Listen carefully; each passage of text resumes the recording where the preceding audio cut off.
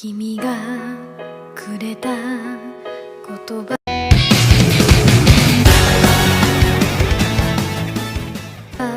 たちは素敵だけど謎も多いからいつも一人 Autrefois, tes parents ont été amis avec un jeune couple qui possédait une petite fille nommée Maria.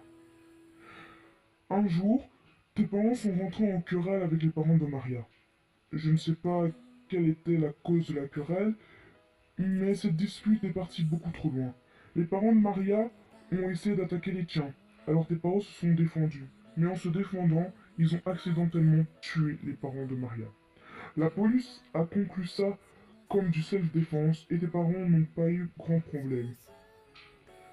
Mais, plus tard, quand Maria fut plus grande, on a dû lui expliquer toute la vérité. Elle était tellement énervée, elle voulait tuer tes parents et notamment toi aussi.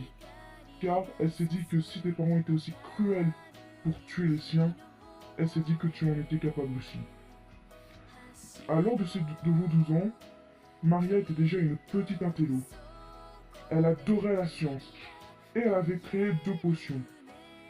Une qui était censée lui donner le pouvoir du feu et une autre qui était censée faire souffrir la personne qui recevrait le produit.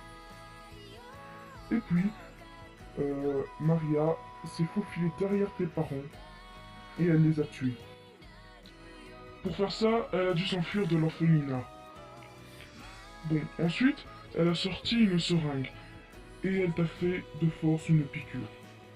Normalement, ce que t'avais injecté était le produit qui était censé te faire souffrir. Car celui qui donnait le pouvoir du feu, elle voulait le garder pour pouvoir dominer le monde. Et je sais ce que tu penses, elle est folle de vouloir dominer le monde. Mais bon, que veux-tu, c'est comme ça. Bref. Après, elle s'enfuit en courant pour ne pas se faire choper lors de ta mort. Sauf que quand elle a appris qu'elle s'était trompée de potion, elle était vraiment dégoûtée et elle voulait absolument te retrouver. Quant à toi, tu étais tellement sous le choc que tu t'es évanoui. Les personnes t'ont amené à l'hôpital et lorsque tu t'es réveillé, tu n'avais plus aucun souvenir de ce qui se passait. Tu as été ensuite amené à l'orphelinat où tu as été adopté par Akame. Akame était au courant de tout car c'était une amie très proche des parents de Maria et que Maria l'aimait beaucoup et lui avait tout expliqué. Sauf que Akame n'était pas du tout d'accord avec le raisonnement de Maria qui était de vouloir te tuer juste parce que tes parents avaient accidentellement tué les siens. Puisque tu ne te souvenais de rien, Akame n'a pas voulu te dire toute la vérité pour ne pas te choquer et a inventé cette histoire de tes parents sont morts dans un accident de voiture. Mais quel est le rapport avec toi et Nagisa? J'allais justement le dire. Alors en fait, les parents de Maria dirigeaient une très grande entreprise.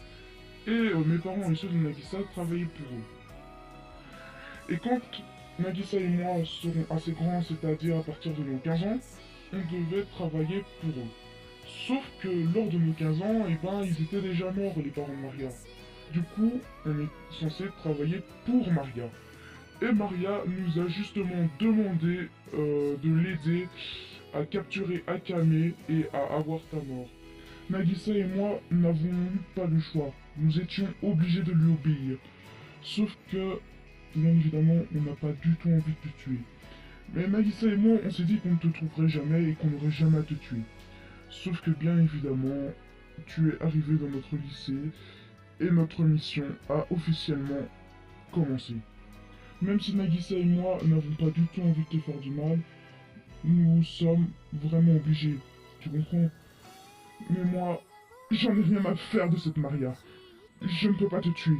Nagisa, lui, a vraiment trop peur de désobéir à Maria. J'essaie de le raisonner, mais c'est un peu dur. Mais il va finir par lâcher l'affaire. Et aussi, Sakura et Eido aussi travaillent pour Maria. Mais ils refusent d'obéir à ses ordres.